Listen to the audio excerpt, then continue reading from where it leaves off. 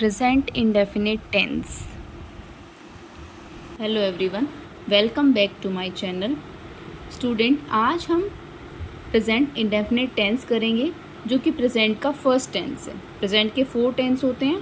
First present indefinite tense, second present continuous tense, third present perfect tense और fourth present perfect continuous tense. मैं आपको ये tense करा रही हूँ जिसमें मैं सभी टेंसेस के बारे में कुछ आपको बताती जाऊंगी, जिससे आपको टेंस सीखने में बहुत इजी लगेगा। टेंस ज़्यादा हार्ड नहीं है, सिर्फ इनको समझने की ज़रूरत है। एक टेंस दूसरे टेंस से जुड़ा हुआ है। अगर आप एक लर्न कर लेंगे, सेंटेंस बनाना सीख लेंगे, तो सेकंड टेंस थर्ड टेंस अपने आप आपको आ जाएगा। सिर्फ आपको हेल्पिंग और वर्ब याद करनी होती है। सो उससे पहले, टेंस स्टार्ट करने से पहले मैं आपको 2 चीज़ें बता देती हूँ। जो हमारे पास 12 टेंसेस होते हैं जिनमें भी कॉन्टिन्यूस वर्ड यूज़ हो। कैसे हो? कॉन्टिन्यूस वर्ड, क्योंकि इनकी हमें हेल्पिंग वर्ब लर्न करनी है। तो जहाँ भी कॉन्टिन्यूस वर्ड आ जाए उसमें वर्ब लगेगी, वर्ब की first form plus ING. Like present continuous tense, past continuous tense, perfect continuous tense. और प्रेजेंट परफेक्ट कॉन्टिन्यूस टेंस, उसमें भी कॉन्टिन्यूस वर्ड आता है। Past perfect continuous tense, future perfect continuous tense. Means सभी टेंसों का, प्रेजेंट, पास्ट और future का, सेकेंड टेंस और फोर्थ टेंस में क्या लगेगी? वर्ब की फर्स्ट फॉर्म प्लस आईएनजी। जहाँ भी कॉन्टिन्यूस वर्ड आ गया जिस टेंस में, उसमें लगेगी फर्स्ट फॉर्म, वर्ब की first form plus ING. Like play, playing, go, going, take, taking. तो आईएनजी लगा देंगे हम फर्स्ट फॉर्म के साथ। अब हुआ परफेक्ट की बात। जहाँ भी परफेक्ट वर्ड आ जाए, जिस टेंस में परफेक्ट वर्ड आ जाए, लाइक प्रेजेंट परफेक्ट टेंस जो कि थर्ड टेंस होता है, past perfect tense, future perfect tense, जहाँ परफेक्ट वर्ड आ जाए वहाँ वर्ब की लगेगी थर्ड फॉर्म। इससे आपको काफ़ी टेंस लर्न हो गई। हेल्पिंग वर्ब आपको लर्न करनी है, सिर्फ वर्ब मैंने बता दी। जहाँ कॉन्टिन्यूस वर्ड आएगा वहाँ वर्ब की फर्स्ट फॉर्म प्लस आईएनजी लगा देंगे, और जहाँ परफेक्ट वर्ड आएगा वहाँ वर्ब की थर्ड फॉर्म लगा देंगे। और जो भी बचे हुए टेंस हैं उनको आपको अब लर्न करना है। तो अब इस टेंस को स्टार्ट करते हैं। ये मैंने सभी टेंसों की हिंट दी है आपको। इस टेंस को स्टार्ट करते हैं। प्रेजेंट इंडेफिनिट टेंस, ये प्रेजेंट का फर्स्ट टेंस है। हमें इसमें सबसे इम्पॉर्टेंट वर्ब और हेल्पिंग वर्ब याद रखनी है हर टेंस की, ठीक है? तो प्रेजेंट के फर्स्ट टेंस में वर्ब की फर्स्ट फॉर्म ही यूज़ होती है और उसके साथ एस और ई एस लगता है अगर नाउन जो है वो सिंगुलर है। तो अगर नाउन प्लूरल है तो सिर्फ वर्ब की फर्स्ट फॉर्म लगती है। बहुत इजी है, ठीक है? अगर प्लूरल नाउन है, प्लूरल नाउन में क्या क्या काउंट होता है? यू, दे और ज़्यादा चीज़ें, ठीक है? वी, ये जो है ये प्लूरल नाउन है, उनके साथ हम सिर्फ वर्ब की फर्स्ट फॉर्म लगा देंगे। और जो सिंगुलर नाउन है, ही, शी, इट और सिंगुलर चीज़ें, उनके साथ हम वर्ब की फर्स्ट फॉर्म प्लस एस और ई एस लगाएंगे। और जो आई है उसके साथ वर्ब की फर्स्ट फॉर्म लगेगी, सिर्फ एस ई एस नहीं लगेगी। ये आपको अलग से लर्न करना है, ठीक है? अब आती है नेगेटिव की बात। नेगेटिव में हम इस टेंस में लगाते हैं डू नॉट और डज नॉट। बाकी और टेंसों में हम नॉट लगाएंगे क्योंकि वहाँ पे हेल्पिंग वर्ब होती है, उसके साथ हम नॉट लगा देते हैं सिंपली नेगेटिव में। लेकिन यहाँ पे जो प्रेजेंट इंडेफिनिट और पास्ट इंडेफिनिट जो होता है उसमें हेल्पिंग वर्ब नहीं होती, इसलिए हमें नेगेटिव के लिए हेल्पिंग वर्ब यूज़ करनी पड़ती है और वो होती है डू और डज। तो डू किसके साथ लगाएंगे, डज किसके साथ? अब ये बहुत ईजी है। जैसे हमने एस सी एस लर्न किया तो एस सी एस किसके साथ लगाया हमने? सिंगुलर नाउन के साथ। तो जिसके साथ भी आपने एस सी एस लगाया उसके साथ आप नेगेटिव में डज लगा दीजिएगा, और जिसके साथ आपने एस सी एस नहीं लगाया है, लाइक प्लूरल नाउन और आई, उसके साथ आप डू लगा दीजिएगा, ठीक है? जिसके साथ एस सी एस लगाया उसके साथ डज, जिसके साथ एस सी एस नहीं लगाया है उसके साथ डू। लेकिन जब हम सेंटेंस में डू और डज लगाएंगे तो वर्ब में आगे एस सी एस नहीं लगाएंगे, चाहे वो सिंगुलर नाउन हो चाहे वो प्लूरल नाउन हो। ये आपको सेंटेंस में जब एग्जाम्पल देखेंगे तो आपको समझ में आएगा। सेंटेंस, इस टेंस का सेंटेंस हिंदी में होता है ता है, ते है, ती है। मीन्स हिंदी में किसी भी वाक्य में अंत में ता है, ते है, ती है होता है तो ये टेंस हम यूज़ करते हैं। जैसे वह खाता है, वह सोती है, वह स्कूल जाती है। तो कौन सा टेंस लगेगा? Present indefinite tense. सेंटेंस बनेगा फर्स्ट एफर्मेटिव सेंटेंस है, सेकंड नेगेटिव है, थर्ड इंटरोगेटिव है। तो सेंटेंस कैसे बनता है एफर्मेटिव में? सब्जेक्ट प्लस वर्ब की फर्स्ट फॉर्म, ये वर्ब की फर्स्ट फॉर्म है, ठीक है, वर्ब फर्स्ट मतलब वर्ब की फर्स्ट फॉर्म। एस कब लगाएंगे? अगर सब्जेक्ट सिंगुलर है, अगर सिंगुलर नहीं है प्लूरल है तो वर्ब सब्जेक्ट प्लस वर्ब की फर्स्ट फॉर्म, एस नहीं लगाएंगे, प्लस ऑब्जेक्ट, ठीक है। फिर समझा रही मैं आपको, अगर सिंगुलर नाउन है तो सब्जेक्ट प्लस वर्ब की first form S plus object, but अगर प्लूरल नाउन है लाइक वी है यहाँ पर, दे है यहाँ पर और यू है यहाँ पर, तो हम क्या लगाएंगे? Subject plus verb plus object, S नहीं लगाएंगे।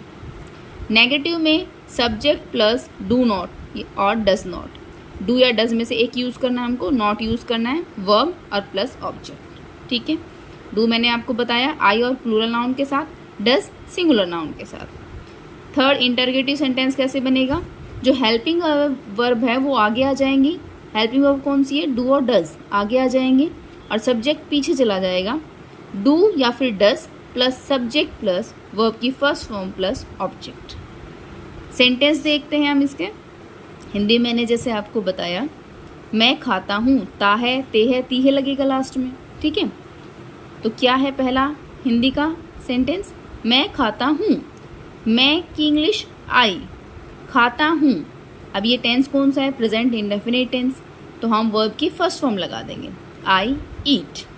और मैंने आपको बताया आई के साथ और प्लूरल नाउन के साथ एस नहीं लगानी है वर्ब के, ठीक है, सिर्फ वर्ब लगानी है। तो वर्ब कौन सी हुई? ईट, तो हमने लगा दिया आई ईट। नेगेटिव में मैं नहीं खाता हूँ, नेगेटिव मैंने आपको बताया क्या यूज़ होगा? डू नॉट या फिर डज नॉट। अब ये सब्जेक्ट देखेंगे, सब्जेक्ट को देख के पता चलेगा कि डू नॉट लगाएं या फिर डज नॉट लगाएं। तो सब्जेक्ट है मैं, आई के साथ मैंने आपको बताया क्या लगेगा? डू लगेगा, तो I do not eat. Verb की फर्स्ट फॉर्म लगा दी हमने डू नॉट के साथ, क्योंकि जब भी डू नॉट और डज नॉट लग जाते हैं नेगेटिव सेंटेंस बन जाता है या फिर इंटरगेटिव सेंटेंस बन जाता है ना। डू नॉट और डज नॉट आ जाए या डू या डज आ जाए, वहाँ पे फिर हम आगे टेंस में एस नहीं लगाते, आगे वर्ब में एस नहीं लगाते, ठीक है। आई डू नॉट ईट, मैं नहीं खाता हूँ। क्या मैं खाता हूँ? अब क्वेश्चन पूछ रहा है वो, क्या मैं खाता हूँ। अब मैंने बताया जब इंटरगेटिव सेंटेंस में क्वेश्चन पूछे जाते हैं तो हेल्पिंग वर्ब आगे आ जाती है और सब्जेक्ट पीछे चला जाता है। बहुत ईजी है, इसमें हेल्पिंग वर्ब है डू नॉट या डज नॉट, जो भी है वो आगे आ जाएगा और आई पीछे चला जाएगा। लेकिन सेंटेंस में नॉट नहीं लगेगा, क्योंकि इंटरगेटिव सेंटेंस जो है वो इंटरगेटिव नेगेटिव नहीं है, इंटरगेटिव है, खाली क्वेश्चन पूछा है क्या मैं खाता हूँ, तो डू आगे आ जाएगा, डू सब्जेक्ट पीछे जाएगा, आई पीछे चला गया और वर्ब की फर्स्ट फॉर्म लग जाएगी, डू आई ईट। और इंटरगेटिव नेगेटिव होता तो क्या मैं नहीं खाता हूँ, do I not eat. Next sentence देखिए, वह खेलता है। अब सब्जेक्ट क्या है? वह सिंगुलर है, वह के लिए लड़का है, हमने लगा दिया ही।